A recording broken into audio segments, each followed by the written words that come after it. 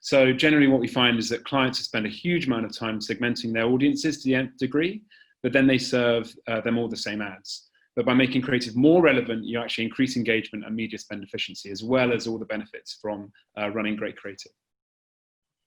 And the only way to run the amount of creative that you really should be running is by using technology. This significantly brings the costs right down, and that's why we don't bill on a per asset cost, so that some of our customers run hundreds, if not thousands of ads, if that campaign is right for them, particularly showcasing different products.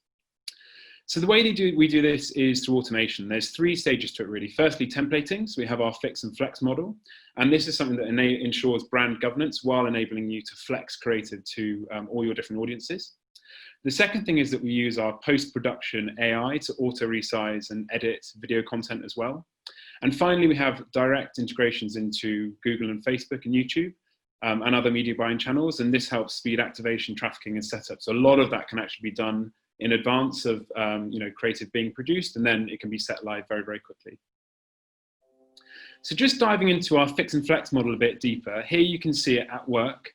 You can see that there's a clear template that's in operation here, and you can see the different different creative elements that change from creative to creative. And this is what we're doing to make creative most relevant. And once you have this structure in place, you can extrapolate it into a huge amount of relevant creative. The other things that we're doing is thinking of other sorts of relevance triggers you might want to apply to a campaign. And rather than sitting on the media side, these can sit on the creative side. So things like geo, weather, time of day, product feeds, remarketing feeds, we can use these to trigger creative.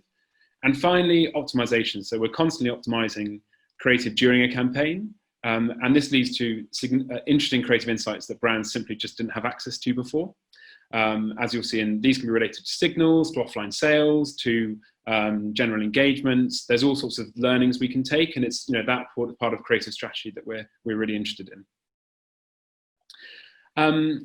Another thing is that we can use our templates to be very responsive in the live environment. So here are a couple of examples of how we've responded during COVID. So this links campaign was set live just as COVID hit, and then within 2 days we replaced the campaign with more video content that's more focused around home imagery to ensure that the creative was most relevant to people at home. And then we also did the same sort of thing for Specsavers display. So the links concept was using video content, but for Specsavers display on the next ad, again, it was using more home-based imagery to make the ad as relevant as possible. So you can be incredibly responsive. The final slide, so it's just a call out really that we're already integrated in your current setup. So we're partners with Google and Facebook and YouTube. We're certified creative partners. This means we've done the heavy lifting of integrating with the accounts. We just need a couple of IDs in order to start pushing creative to Facebook and to Google and Facebook, and also to be ingesting data back to report on it. This means that we can really focus on running great creative campaigns for you and taking insights to optimize performance, and focus on reusing your templates with fresh content. So once we build a template, you might have a template you use for once a year, like a Black Friday template. Once that's built, you can get 3 or 4 years use out of it without having to produce it every single year. Finally, last point, we don't drop any cookies, and our alignment with Google and Facebook means that you'll be able to continue to personalize when the cookie finally disappears, whenever that is, but probably within the next 18 months. So thank you very much for your time.